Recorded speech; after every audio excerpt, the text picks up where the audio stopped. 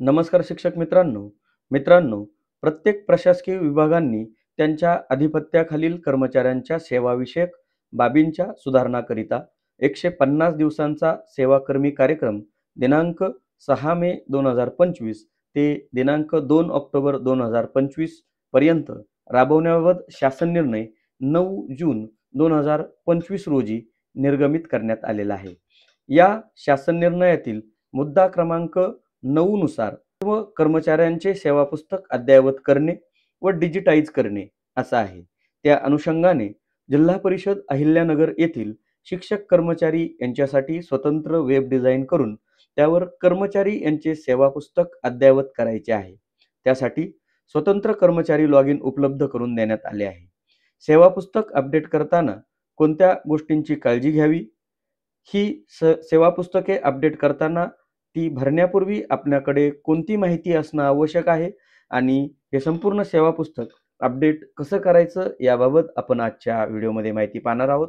तत्पूर्वी आपणा सर्वांना एक नम्र विनंती आहे, आपण चॅनलवर जर नवीन असाल तर चॅनलला सबस्क्राईब करा. व्हिडिओ आवडल्यास व्हिडिओला लाईक करा. सर्वप्रथम आपण आपल्या लॅपटॉप किंवा कॉम्प्युटरचं क्रोम ब्राउझर ओपन करून घेणार आहोत. आपण जर हेच काम मोबाईलवर आपणास करायचं असेल तर आपण मोबाईलचं क्रोम ब्राउझर ओपन करायचं आहे आणि उजवीकडील 3 टिंबांना क्लिक करून डेस्कटॉप साइट असं निवडून घ्यायचं आहे. व्हिडिओमध्ये ज्या पद्धतीनं स्क्रीन दिसते तशी सेम स्क्रीन आपल्याला आपल्या मोबाईलवर दिसेल आणि व्हिडिओमध्ये सांगितल्याप्रमाणे स्टेप फॉलो करून आपण आपलं सर्व्हिस बुक डिजिटाइज करायचं आहे. इथे आल्यानंतर गुगल सर्चमध्ये जी काही वेबसाईट आहे ती ZPA सेवापुस्तिका.com अशी आहे. याची लिंक डिस्क्रिप्शन बॉक्समध्ये मी देणार आहे. त्या लिंकला क्लिक करून आपण डायरेक्ट या ठिकाणी याला असं सर्च करून डायरेक्ट अशा पद्धतीचा इंटरफेस आपल्यासमोर येईल. जिल्हा परिषद अहिल्यानगर जिल्हा परिषद कर्मचारी ई सेवा पुस्तिका प्रणाली. लक्षात घ्या, हा व्हिडिओ फक्त जिल्हा परिषद अहिल्यानगर येथील शिक्षक बांधवांसाठी तयार केलेला आहे. अशा पद्धतीनं आपल्याला एक डॅशबोर्ड दिसेल. यामध्ये वेगवेगळ्या प्रकारचे लॉग इन्स आपल्याला इथे दिसत आहेत. यापैकी आपल्याला कर्मचारी लॉग इन यावर आपल्याला क्लिक करायचं आहे. क्लिक केल्यानंतर आपल्याला या ठिकाणी पंचायत समितीचा जो ऑप्शन दिसतोय तो ऑलरेडी क्लिक केलेला आहे. इथे आल्यानंतर आपण ज्या पंचायत समितीमध्ये कार्यरत आहात ती पंचायत समिती आपल्याला इथे निवडायची आहे. त्यानंतर पुढे विभाग निवडायचा आहे. अंगणवाडी, ग्रामपंचायत, पंचायत समिती कार्यालय, प्राथमिक आरोग्य केंद्र यापैकी आपल्याला शाळा ऑप्शन या ठिकाणी निवडायचा आहे. त्यानंतर आपल्याला आपलं कार्यालय निवडायचं आहे, म्हणजेच आपल्या शाळेचं नाव आपल्याला या ठिकाणी निवडायचं आहे. इथे प्रत्येक शाळेचं नाव हे वर्णानुक्रमे नुसार दिलेलं आहे, त्यामुळे आपण त्या पद्धतीनं नाव या ठिकाणी शोधायचं आहे.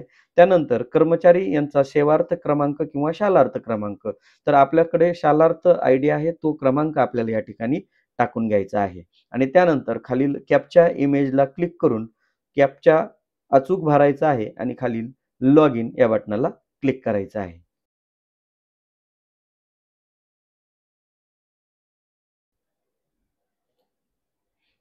लॉग इन या बटनाला क्लिक केल्यानंतर आपणासमोर असा एक डॅशबोर्ड या ठिकाणी ओपन होईल.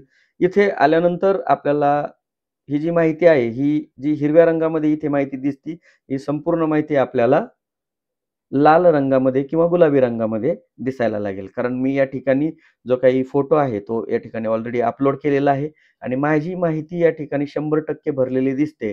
परंतु आपली माहिती या ठिकाणी 0% दिसेल आणि न भरलेली माहिती या ठिकाणी 100% दिसेल. तर आपल्याला ही माहिती स्क्रीनवर दिसत असल्याप्रमाणे 100% ग्रीन या कलरमध्ये आपल्याला करायची आहे.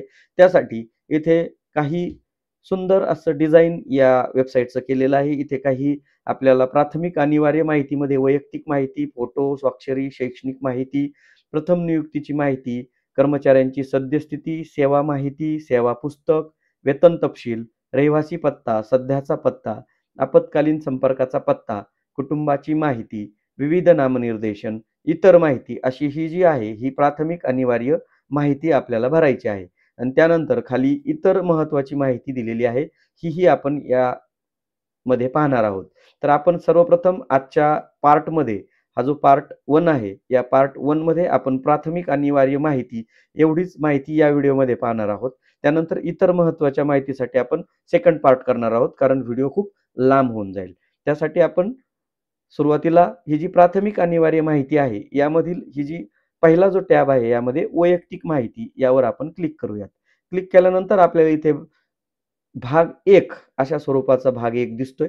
इथे आपल्याला आपलं श्री, सौ, कुमारी, कुमार, श्रीमती यापैकी योग्य निवड आपल्याला या ठिकाणी करायची आहे. त्यानंतर पहिलं नाव, वडिलांचं नाव, आडनाव आपल्याला या ठिकाणी इंग्लिशमध्ये टाकून घ्यायचं आहे. हे सुरुवातीचंच नाव या ठिकाणी इंग्लिशमध्ये टाकायचं आहे आणि ते मॅन्डेटरी आहे.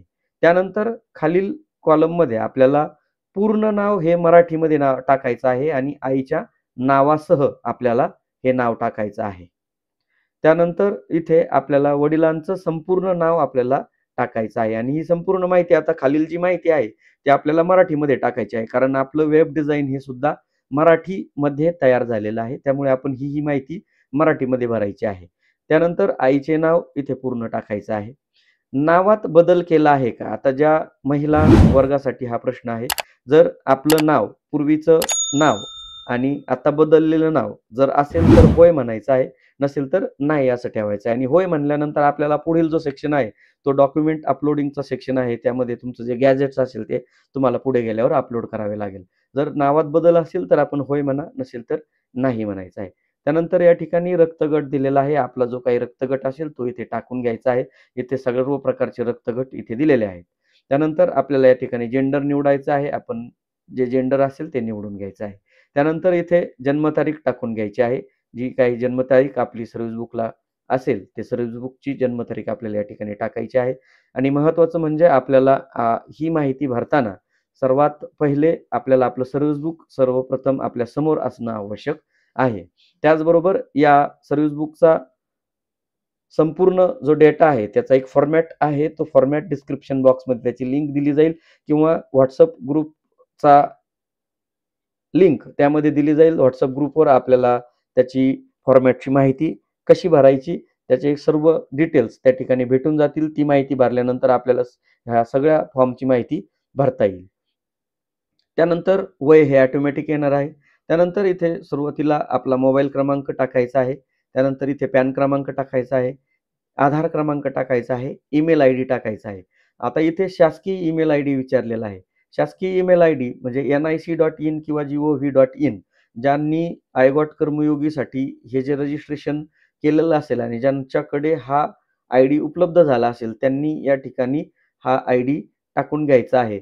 जर तो उपलब्ध नसेल तर तो कंपल्सरी पण नाहीये. तो मॅन्डेटरी केलेला नाहीये. टाकला नाही तरी चालेल. परंतु जर समजा ज्यांनी Google क्लासरूम नावाचं एक पूर्वी आपलं ट्रेनिंग झालं होतं. त्यामध्ये बऱ्याच जणांना mahaeschool.ec.inचं एक गव्हर्नमेंटचं मेल आयडी प्राप्त झालेला आहे. आपण तोही या ठिकाणी टाकून घेऊ शकता. नागरिक ऑलरेडी निवडलेला आहे. इतर असेल तर इतर आपण निवडू शकता. त्यानंतर इथे धर्म दिलेला आहे. प्रवर्ग आपला अचूक निवडायचा आहे. जो आपला जात प्रवर्ग आहे तो अचूक इथे निवडायचा आहे आणि जातीचा प्रवर्ग उपजात त्यामधली कुठली आहे ती व्यवस्थित निवडायची आहे. त्यानंतर ज्या जातीसाठी आपण ज्या प्रवर्गासाठी निवड केलेली आहे त्याचं जात वैधता प्रमाणपत्र आहे का? होय किंवा नाही या स्वरूपात इथे आहे. होय असल्यास आपलं नाही जर असेल तर आपण जात वैधता समितीकडे सादर केला आहे का? जर तसं असेल तर होय म्हणायचं आहे. जर आपल्याकडे प्रमाणपत्र असेल तर या ठिकाणी जात वैधता प्रमाणपत्र आपल्याला या ठिकाणी लागणार आहे आणि खुल्या प्रवर्गासाठी जात वैधता प्रमाणपत्र इथे आवश्यक नाही. त्यानंतर जात वैधता दिनांक इथं टाकायची सर्टिफिकेटवरली पाहून. त्यानंतर न्यायालयीन प्रकरण आहे का? कोणत्याही प्रकारची न्यायालयीन चौकशी चालू आहे किंवा नाही या बाबतीत वैधता प्रमाणपत्राबाबतीत जर न्यायालयीन प्रकरण चालू असेल तर होय म्हणायचं आहे, नसेल तर नाही. त्यानंतर मातृभाषा आपल्याला या ठिकाणी टाकायची आहे. जी काही मातृभाषा आहे ती इथे टाइप करून टाकायची आहे. त्यानंतर भाग 2 या ठिकाणी सुरू होतोय. त्यामध्ये प्रथम नियुक्तीचा प्रकार आपल्याला इथे दिलेला आहे. या प्रकारामध्ये आपल्याला वेगवेगळे प्रकार दिलेले आहेत. तिथे सरळ सेवा नियुक्ती आहे, पदोन्नती आहे, अनुकंपा तत्वावर नियुक्ती झाली का? त्यानंतर समावेशन आहे का? असे स्पर्धा परीक्षेमधून आपण आला आहात का? असे सर्व पर्याय आपल्याला या ठिकाणी दिलेले आहेत. त्यापैकी आपली ज्या प्रवर्गातून, ज्या प्रकारातून आपली नियुक्ती झाली असेल, तो नियुक्ती प्रकार इथे अचूक टाकायचा आहे. संवर्गातील सेवा, आपण कोणत्या संवर्गासाठी नियुक्त झालेला आहात? इथे सर्व प्रकारचे नियुक्ती प्रवर्ग इथे दिलेले आहेत.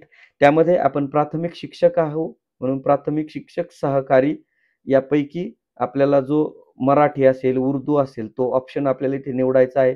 त्यानंतर बाकी इतर सर्वांसाठी पदवीधर आहे, मुख्याध्यापक आहे, मराठी, उर्दू सर्वांसाठी सर्व ऑप्शन इथे उपलब्ध आहेत. आपण जशी नियुक्ती झाली तो नियुक्तीचा प्रकार आपल्याला या ठिकाणी टाकून घ्यायचा आहे. त्यानंतर सेवा प्रवेशोत्तर परीक्षा पास झाली आहे का? म्हणजे आपण जी प्रवेश प्रक्रियेसाठी जी सी असेल, टी असेल किंवा जो प्रवेश प्रक्रिया आपली झाली, त्यासाठी जी परीक्षा झाली, त्या परीक्षेचा दिनांक आपल्याला या ठिकाणी टाकायचा आहे. जर आपण सी दिली असेल, तर त्या सी ज्या दिवशी सी झाली, त्या प्रमाणपत्रावर, त्या निकाल पत्रकावर दिनांक आहे, ती दिनांक पास झाल्याची दिनांक आपल्याला या ठिकाणी टाकायची आहे. त्यानंतर भाग 3 मध्ये आपल्याला सेवानिवृत्ती दिनांक टाकायचा आहे. आपली तीही ऑटोमॅटिक आपल्याला या ठिकाणी येऊन जाईल.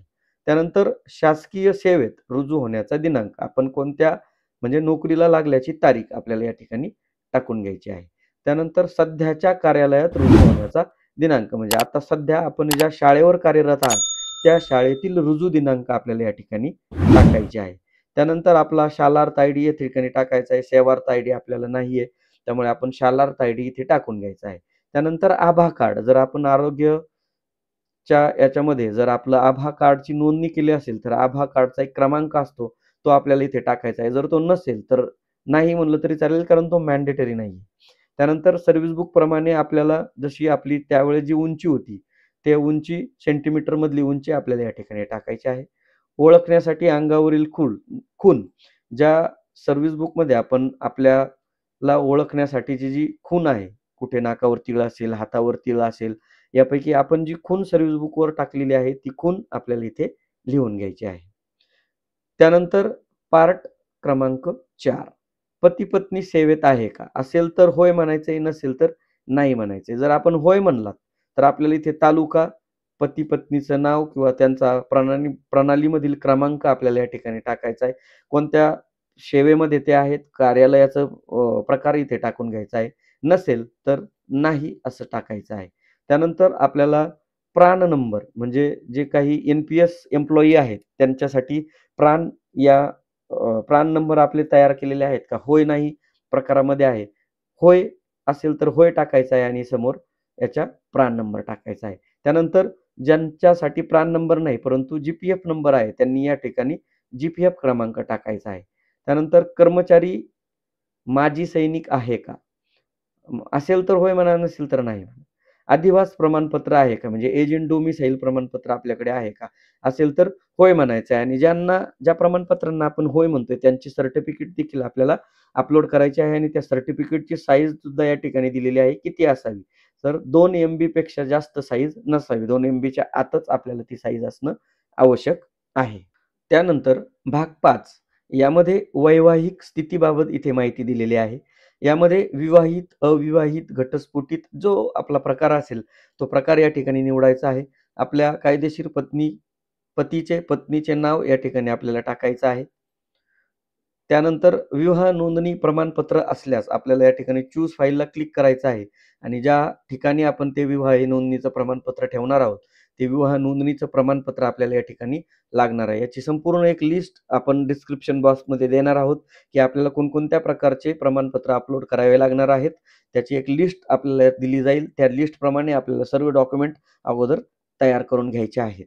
त्यानंतर जन्माचा दाखला आपल्याला इथे टाकायचा आहे. चूज फाईलला क्लिक करून आपण तो जन्माचा दाखला PDF स्वरूपामध्ये इथे अपलोड करायचा आहे. त्यानंतर आधार कार्ड आहे, पॅन कार्ड आहे आणि जात वैधता प्रमाणपत्रचं PDF आपल्याला इथे अपलोड करायचं आहे आणि बदल करा आणि पुढे जा यावर आपल्याला क्लिक करायचं आहे. त्यानंतर आपल्याला पुढील जी माहिती आहे ती आपली कर्मचारी फोटो व स्वाक्षरी याबाबत आहे. इथे आपल्याला आपला फोटो आणि स्वाक्षरी अपलोड करायची आहे आणि पुढे जायचं आहे. त्यानंतर आपल्याला शैक्षणिक अर्हता बाबत माहिती इथे दिलेली आहे. शैक्षणिक अर्हता प्रकारामध्ये आपल्याला आपल्या शैक्षणिक अर्हतेबाबत माहिती दिलेली आहे. जसे की समजा आपली पदविका झालेली आहे. इथे आपण शैक्षणिक अर्हतेमध्ये उच्च माध्यमिक, उच्च प्राथमिक, निरक्षर, पदवीधर, पदविका यापैकी आपल्याला समजा आपली पदविका झालेली आहे किंवा पदव्युत्तर पदवी झालेली आहे, ते निवडायचं आहे. इथे आपल्या विद्यापीठाचं नाव टाकायचं आहे. शैक्षणिक अर्हता कोणती आहे? BA आहे, MA आहे, BCom आहे, BSc आहे. यापैकी जी शैक्षणिक अर्हता आहे ती इथे टाकून घ्यायची आहे. उत्तीर्ण झाल्याचं वर्ष इथे टाकायचं आहे. पात्रता कधी प्राप्त केली, नियुक्तीच्या आधी की नियुक्तीनंतर? जर नियुक्तीनंतर केली असेल तर नंतरला क्लिक करा, आधी केली असेल तर आधीला क्लिक करा आणि त्यानंतर त्या पदवीचं प्रमाणपत्र इथून चूज फाईलला क्लिक करून अपलोड करायचं आहे. या ठिकाणी असं चूज फाईल करायचं आहे आणि आपण ज्या ठिकाणी ते प्रमाणपत्र अपलोड केले ते प्रमाणपत्र इथे निवडून अपलोड करून घ्यायचं आहे. ते अपलोड होईल. त्यानंतर आपल्याला अशा पद्धतीनं खाली एक टॅब झालेला दिसेल आणि आपण अपलोड केलेलं प्रमाणपत्र जरी आपल्याला पाहायचं ठरलं तर इथे पहा या ऑप्शनला जर आपण क्लिक केलं तर एक नवीन विंडो ओपन होईल आणि त्यामध्ये आपलं प्रमाणपत्र आपल्याला अपलोड केलेलं दिसेल. तर या पद्धतीनं आपण हे जेवढे आपले शैक्षणिक अर्हता आहे यापैकी ज्या बसतायत त्या इथे निवडायच्या आहेत आणि एक एक करून इथे निवडून द्यायचं आहे. मी उदाहरणार्थासाठी एक इथे अपलोड केलेली आहे. त्यानंतर पुढे जा या कॉलमला आपण क्लिक करूयात. इथे आल्यानंतर आपल्याला प्रथम नियुक्तीची माहिती आपल्याला भरायची आहे. यामध्ये सरळ सेवा नियुक्तीचा मार्ग आपल्याला आपली पदोन्नती झाली आहे, सरळ सेवा नियुक्ती झालेली आहे, भूकंपग्रस्त म्हणून झाली आहे की समावेशन म्हणून झालेली आहे, यापैकी जी प्रथम नियुक्ती आहे ती आपली सरळ सेवेनं झालेली असेल तर तो ऑप्शन आपल्याला निवडायचा आहे. नियुक्तीचा प्रवर्ग इथे दिलेला आहे अज, आजा, खुला, भजक, भजड, भजब अशा प्रकारे. त्यानंतर नियुक्ती प्रवर्ग समांतर आरक्षण असल्यास जर आपण अनाथ, अंशकालीन, खेळाडू, दिव्यांग, प्रकल्पग्रस्त यापैकी जे समांतर आरक्षण चा वापर करून आपण या ठिकाणी नियुक्ती घेतली असेल तर ते इथे सिलेक्ट करायचं आहे. त्यानंतर नियुक्ती आदेश क्रमांक आपल्याला इथे टाकायचा आहे. जे आपलं मूळ नियुक्ती आदेश आहे, पहिल्या शाळेवरील जो नियुक्ती आदेश आहे, जिल्हा परिषदेकडून प्राप्त झालेला, तो नियुक्ती आदेश क्रमांक आपल्याला इथे टाकायचा आहे. नियुक्ती आदेशाचा दिनांक टाकायचा आहे. त्यानंतर इथे सध्याची पदस्थापना जिल्हा बदलीने किंवा जिल्हा विभाजनाने झाली आहे काय? आता आपण ज्या शाळेवर सध्या जिल्हा बदली करून आलेला असाल, तर आपण होय म्हणणार आहोत. जर नसेल तर आपण नाही म्हणणार आहोत. नाही जर म्हटलं तर आपल्याला इथे ऑटोमॅटिक जे आपली पंचायत समिती इथे निवडायला येईल, आपलं पंचायत समिती कार्यालय येईल, विभागस्तर शाळा येईल आणि आपण जिल्हा परिषद ज्या शाळेत कार्यालयाचं नाव आहे, त्या कार्यालयाचं नाव येईल, रुजू होण्याचं पदनाम हे देखील इथे ऑटोमॅटिक येऊन जाईल. जर आपण जिल्हा बदली करून आला असाल आणि त्याला होय केलं, तर होय केल्यानंतर आपल्याला पूर्वीच्या जिल्ह्याचं नाव इथे टाकायचं आहे. पूर्वीच्या तालुक्याचं नाव इथे आलेलं आहे आणि कार्यालयाचं नाव बाकी आपल्याला टाइप करावं लागणार आहे. त्यानंतर आपलं पदनाम त्यावेळेस काय होतं, शिक्षण सेवक होतात की आणखी काय, तर ते इथे टाइप करायचं आहे. त्यानंतर रुजू होण्याच्या पदाचा गट, गट क, अराजपत्रित किंवा गट ड असे ऑप्शन इथे दिसतायत. आपण गट क निवडणार आहोत. रुजू होण्याचा दिनांक, नोकरीला लागल्याची दिनांक आपल्याला इथे टाकायचे आहे. वेतन आयोग त्यावेळेस कितवा होता? 6वा होता. 2012 पासून 6वा होता. त्यापूर्वीचा जर कोणाचा असेल, पहिला, दुसरा, तिसरा, तर तो योग्य पर्याय आपल्याला इथे निवडायचा आहे. त्यानंतर त्यामध्ये वेतन श्रेणी कोणती होती? त्यासाठी आपल्याला सर्व्हिस बुक समोर लागणार आहे आणि ती वेतन श्रेणी आपल्याला जी असेल ती जो आपण आयोग निवडू त्यानुसार इथे ऑटोमॅटिक वेतन श्रेणीचे प्रकार इथे दिलेले आहेत. ती वेतन श्रेणी आपण सिलेक्ट करून घ्यायची आहे. त्यानंतर इथे ग्रेड पे जो काही असेल, जो ज्याला जसा लागू झाला, ज्या आयोगाप्रमाणे तो ग्रेड पे इथे निवडून घ्यायचा आहे. त्यानंतर त्यावेळेसचं मूळ वेतन किती होतं ती इथे निवडायचं आहे आणि नियुक्तीचा प्रवर्ग सुद्धा इथे निवडायचा आहे. नियुक्तीच्या वेळी मेडिकल तपासणी झाली का? तर त्यावेळेस झाली असेल तर होय म्हणा, नसेल तर नाही म्हणायला चालेल किंवा इथे होय जर म्हटलं तर आपल्याला कधी झाली ती मेडिकल तपासणी त्याचा दिनांक इथे टाकायचा आहे. नियुक्तीच्या वेळेला मत्तादायित्व सादर केले आहे का? जर असेल तर होय म्हणा, नसेल तर नाही म्हणा आणि इथे नियुक्तीचा आदेश आपल्याला अपलोड करायचा आहे. चूज फाईलला क्लिक करायचं आहे. नियुक्तीचा आदेश आपल्याला अपलोड करायचा आहे. अशा पद्धतीने इथे पहा ऑप्शन येईल. त्या पहाला क्लिक करून आपण आपला नियुक्तीचा आदेश पाहू शकता. परत इथे बदल करा आणि पुढे जा यावर आपल्याला क्लिक करायचं आहे आणि आपण पुढील टॅबकडे जात आहोत. त्यानंतर कर्मचारी पदस्थापना यांच्याबाबत सद्यस्थितीची माहिती आपल्याला इथे निवडायची आहे. आता सद्यस्थितीची काय आहे? आपली जी निवड आहे ती आपण या ठिकाणी पुन्हा एकदा सद्यस्थिती कायमस्वरूपी आहे, कंत्राटी आहे, परीक्षा विधीन आहे किंवा नवीन नियुक्त झालेले कर्मचारी आहेत. आता यामध्ये हा एक जो शब्द आहे परिवीक्षाधीन म्हणजेच प्रोबेशन पिरियड किंवा शिक्षेचा कालावधी किंवा शिकाऊ कालावधी असेल तर आपण तो परीक्षाविधीन हा ऑप्शन इथे निवडू शकता. आपण कायमस्वरूपी असेल तर कायमस्वरूपी टाकायचं आहे. कायमस्वरूपी झाल्याचा आदेशाचा दिनांक टाकायचा आहे. परीक्षा विधी लागू असेल तर येस म्हणायचं आहे, नसेल तर नाही या पर्यायाला क्लिक करायचं आहे. बाकी ते होय जर केलं तर आपल्याला इथे लागू झाल्याचा कालावधी आणि समाप्तीचा कालावधी लिहावा लागणार आहे. त्यानंतर परीक्षा कालावधी समाप्त झाला आहे का? होय नाही मध्ये प्रश्न आहे. बाकी त्याच संदर्भातले इथे बाकीचे सर्व प्रश्न इथे दिलेले आहेत.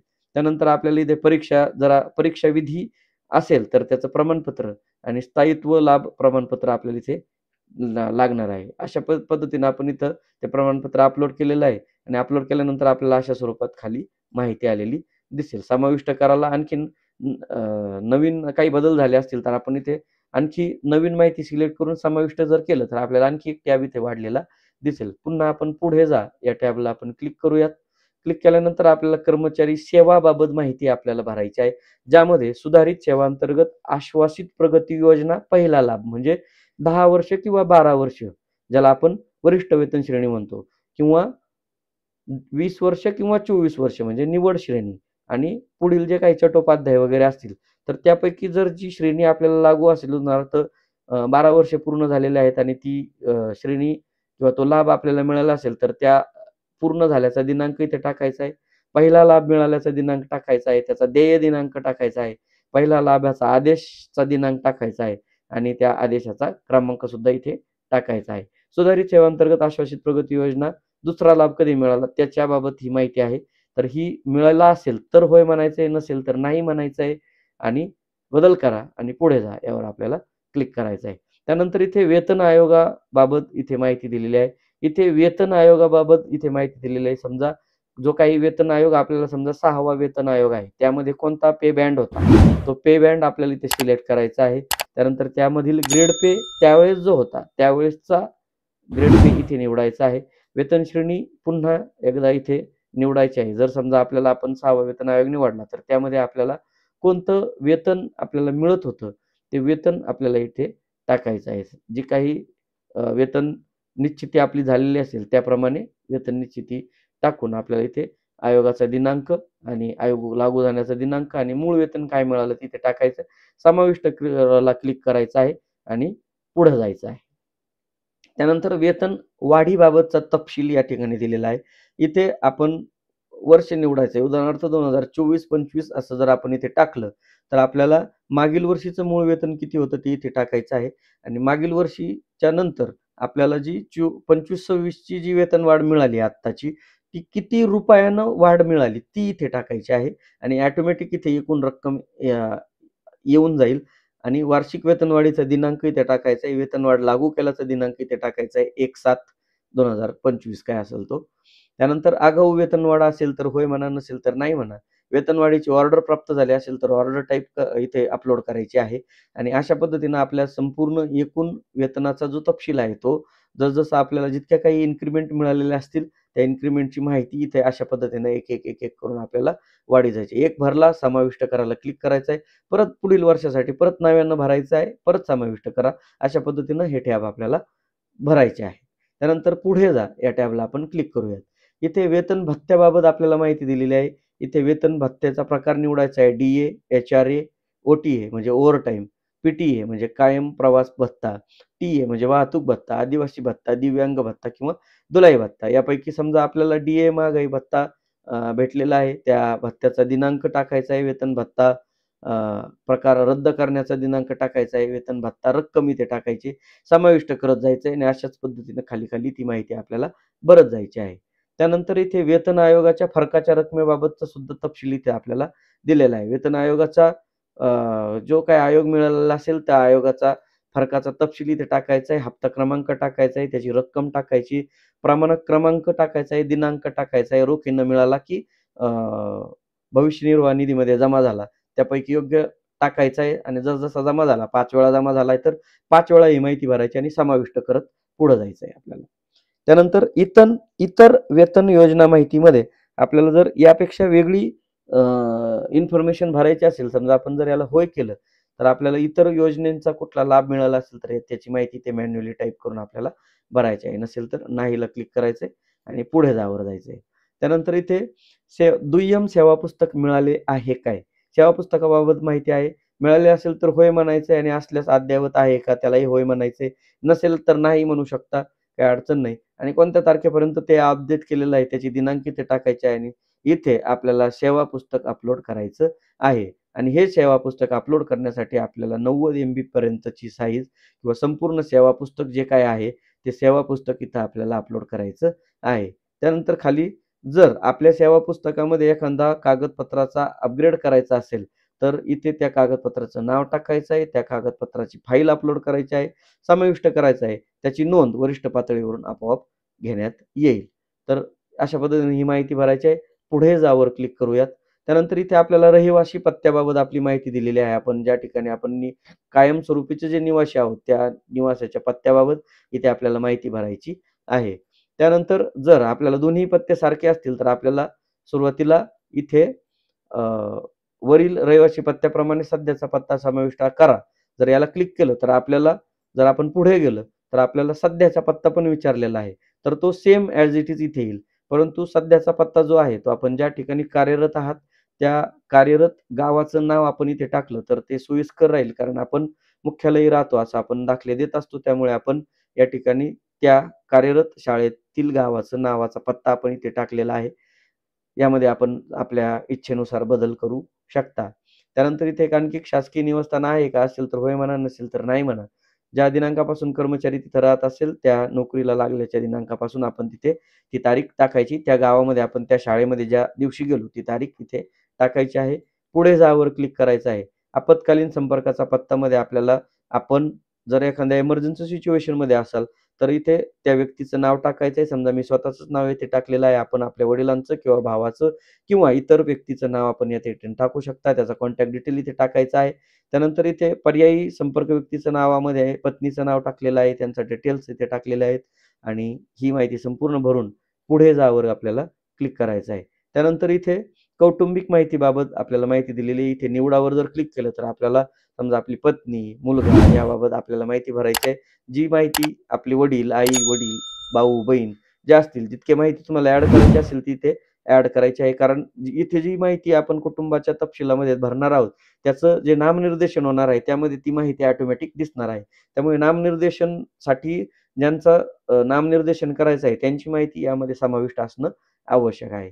पुढे जावर आपण क्लिक करूयात ही माहिती भरून झाल्यानंतर. त्यानंतर नामनिर्देशनाचा प्रकार ज्या पद्धतीने मी सांगितलं, डी-सी-पी-एस आहे, एन-पी-एस आहे, अपघात विमा योजनेचं नामनिर्देशन आहे, कुटुंब निवृत्ती वेतन योजनेचं नामनिर्देशन आहे, गट विमा योजना आहे. अशा सर्व भविष्य निर्वाह निधी नामनिर्देशन आहे. सर्व जेवढे आपले नॉमिनीसाठी प्रकार आहेत, ते सर्व इथे दिलेले आहेत. त्या व्यक्तीचं नाव इथे सिलेक्ट करायला येईल, वर्गणीदाराचं नाव इथे सिलेक्ट करायला येईल. त्याला किती टक्के आपल्याला देय रक्कम करायची आहे. ज्या घटना घडल्यामुळे आकस्मिक घटना घडली असेल, तर त्याचं डिस्क्रिप्शन इथे आपण देऊ शकता आणि नातेसंबंध इथे निवडायचा आहे आणि अशा पद्धतीनं आपल्याला इथे खाली जी माहिती आपण भराल, ती आपोआप आलेली दिसेल. चला पुढे जाऊया. इथे बदलीबाबत इथे माहिती दिलेली आहे. आपण कोणत्या प्रकारे बदली करून आलेलं असेल, समजा माझी या ठिकाणी आपशी बदली झालेली आहे. त्या आदेशाचा क्रमांक, बदलीचा प्रवर्ग, सध्याचं पदनाम, कार्यालय, जिल्हा बदली झाली आहे काय, पदस्थापना, ठिकाण अशा सर्व माहिती इथे दिलेली आहे. तर ती माहिती मी ऑलरेडी भरून ठेवलेली आहे आणि ते अशा पद्धतीने भरल्यानंतर आपल्याला इथे दिसेल. त्यानंतर पुढे जाऊया. पुढे गेल्यानंतर आपल्याला पुढे पदोन्नतीबाबत माहिती इथे दिलेली आहे. जर आपली पदोन्नती झाली असेल किंवा पदावोन्नती झाली असेल किंवा स्पर्धा परीक्षा झाली असेल, तर त्यातून जी माहिती दिली असेल इथे रुजू होण्याचा दिनांक, समाप्त कालावधी अशा पद्धतीने सर्व ही इथे माहिती आपल्याला दिसत आहे.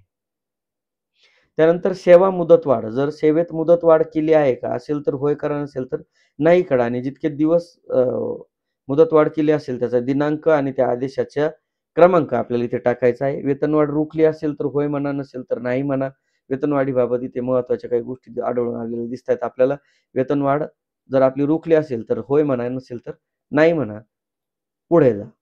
त्यानंतर नवीन प्रशिक्षणाची नोंद आपल्याला इथे करायची. जे काही आपण प्रशिक्षण घेतले असतील, जसं की आता आपण आय गॉट कर्मयोगी किंवा सी-सी-ई किंवा इतर जे आपले ट्रेनिंग प्रोग्राम झाले असतील, पायाभूत साक्षरता, हे ट्रेनिंग प्रोग्राम, त्यांच्या संस्थेचं नाव, कोर्स समन्वयक अशा पद्धतीने आपल्याला इथे माहिती भरायची आहे. आपण पुन्हा एकदा मुखपृष्ठावर जर आलात, तर आपली हळू-हळू ही जी माहिती आहे ही अ, अचूक भरताना आपल्याला इथे दिसेल. तर अशा पद्धतीनं आपण ह्या प्राथमिक अनिवार्य माहितीमधील ही संपूर्ण माहिती आपल्याला अचूक भरून घ्यायची आहे. यानंतरच्या व्हिडिओमध्ये आपण इतर माहितीमधील बदली माहिती किंवा ह्या ज्या सर्व टॅब आपल्याला स्क्रीनवर दिसतायत, या सर्व टॅबची माहिती आपण पुढील पार्ट 2 मध्ये पाहणार आहोत आणि ही संपूर्ण माहिती जर आपल्याला आवडली असेल, आपल्याला इन्फॉर्मेटिव्ह वाटली असेल, तर आपल्या व्हिडिओला लाईक करा आणि अशाच प्रकारचे नवनवीन अपडेट्स, शालेय शिक्षण विभागातील सर्व गोष्टी आपण आपल्या YouTube चॅनलला अपलोड करत असतो. त्यासाठी चॅनलला सबस्क्राईब करायला विसरू नका आणि हा व्हिडिओ आपल्या सर्व शिक्षक बांधवांपर्यंत नक्की पोहोचवा. धन्यवाद.